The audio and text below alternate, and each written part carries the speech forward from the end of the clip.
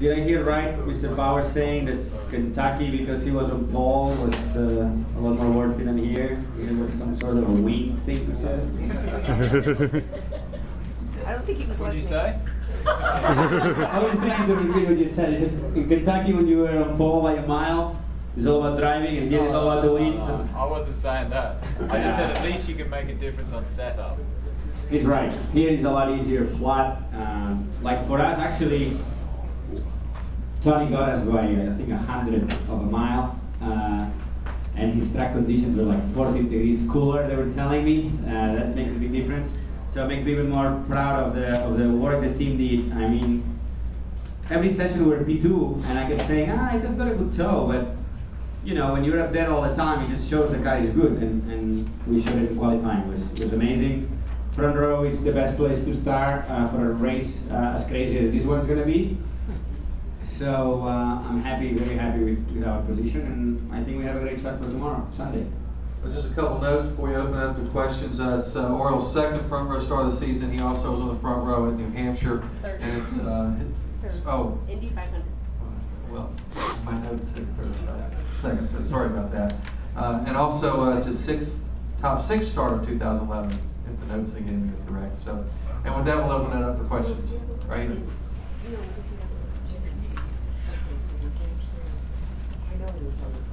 Oriol, just, Will obviously had his opinion there, but isn't it interesting that it used to be, if you came to a track like this, that was all engineering, that Penske was just going to win the pole. It was a matter of whether they get the top 3 spots or just the top 2.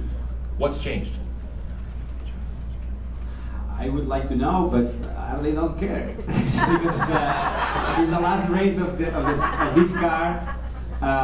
And we've been trying to figure out, yes, it usually was a Ganassi or Penske pole position for the mile and a half, because they were the ones spending the most money in wind tunnel, to be honest, and development, and it pays off in places like this where it's all about the little details. But eventually, when you have the same car for all those years, either we all learn, or the word goes around, or people that were working here then works there, and so it's harder for the teams with a bigger budget to keep their advantage after 10 years with the same car. So I just think finally we have caught up. Now next year we're resetting the buttons again. So it's all going to be who has the best budget, the best brains to start working on the new car and figure out what the car needs to be fast in, everywhere in places like this. So I really don't know where are they missing that they were doing right, but I know we do a lot more things right than we used to do.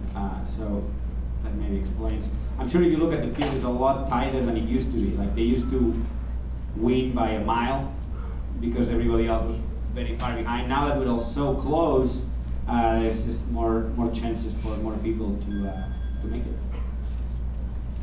Other questions for Oriol? Oh, right here. Oriol, you're starting from the front row, so you'll be on the outside, and I'm wondering what you think in terms of how many lines there are on this track. Maybe you don't have to worry too much, but in terms of just practice, it looked like cars were going 3 wide, and would you expect to see the same thing in the race? No, I expect 4 wide. And I'm not joking. I think there's going to be a lot of 4 wide action. I think what regularly in other ovals it's 2 wide. Here is going to be 3, and when it's going to get exciting, it's going to be 4. And it's not just going to be 1 row like that. There's going to be many rows, 2, 3 wide. So I expect it to be really hairy and dangerous, and in a way exciting for the fans at home watching on TV and the ones here. I'm sure it's going to give you a lot of good material for you guys to write about, and hopefully everybody will be safe at the end and have a clean, safe race. I recall being here at Las Vegas and watching races. I think it was actually your Newman Haas team that had 2 drivers going side by side, lap after lap, and the inside driver had the shortest distance around, so the outside driver couldn't pass. But that's not going to be the case this weekend. I think still at the very end it will maybe come down to that, but it also will depend if you have a fast car behind you, also helps you. So it's going to be a bit of a Vegas lottery or gambling, depending which row you are. If there are fast cars on your row, on your lane, it's going to be your best shot at winning. Plus, Tony got really lucky that got qualifying. I don't think You need luck. Congratulations, Mr. Kanaan. Anything else for Oriol? Okay, and we also are joined by our pole sitter, Tony Kanaan. It's his 5th career IndyCar pole, first one in 3 years since he won at Richmond in 2008. Tony, take us to your lap. Just one more thing. Funny enough or not funny, just before qualifying, I sent a text to his team owner saying, Tony has a rocket ship. Fortunately, I was right. Well, we ran together in the morning. That's why you said that. Just kind of take us to your lap there. Well, I didn't do nothing. Just kept it full throttle and turned left 4 times. That was it. So, the car was good from the get-go. Obviously, in this type of tracks, you're relying a lot more on your engineers than actually on yourself. Obviously, when it comes to Sunday, that's what's going to be week come to play. So, I had a great car from the get-go, and you know, I'm happy that I could have done that. I didn't think I had a car to be on the pole, to be honest with you, but I knew I had a good race car. So, this is a little surprise for me as well, but I'll take it. Questions for Tony? Right up here. Tony, is that car good enough to take you out front and hide from the pack? I don't know. I don't think anybody's going to hide from the back, but it's plenty good that we can manage the advantage and, you know, just stay with the leaders, stay out of trouble.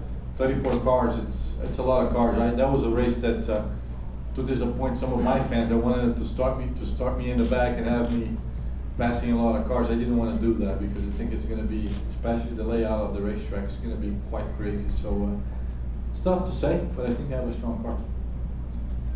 Other questions? Right here, Andy. Wait on the microphone, they'll bring it to you. My voice will carry 5 blocks. That's what I was going to say. Tony, did the change in weather help you, hinder you? Did you notice anything different in the car? I didn't, but for sure when it goes cooler, it helps. I can tell you that. So if that was one of the factors for sure, you know, when the tendency of getting cloudy and cooler, the engine has more power. So drawing a late number definitely helped us a lot, and being delayed all day as well. So for sure I had the advantage of the guys in the first 10 positions of qualifying. So finally, I picked my qualifying draws in the oval this year. It was always in the top 5. Yeah. So for the first time I picked almost dead last, so I was quite happy about that. It helped, didn't it? Oh, Bruce, right here. Tony, you've been involved in championship races before, and it seems like today the 2 guys going for the title didn't really qualify that well. So kind of looking at their position and having been in it yourself in the past, what are these next few days like for them? Well, he's right here, so I can't bash him as much. But, as an old person, Stopped you before. as an old person that has been around for a long time,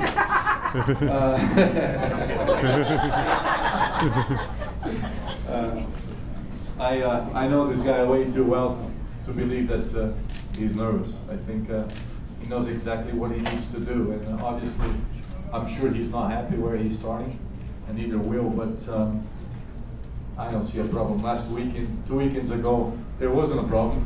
I mean, you know, he took off and went to the lead. So obviously, they're gonna have to be careful, and hopefully, people in the grid will be smart enough to let these 2 guys play their championship, because that's what, if they are not capable of, you know, being in the championship contention, I don't think they should take the championship contenders out of it. So on my end, I'll try to do my best and lead every lap and win the race and let you guys fight.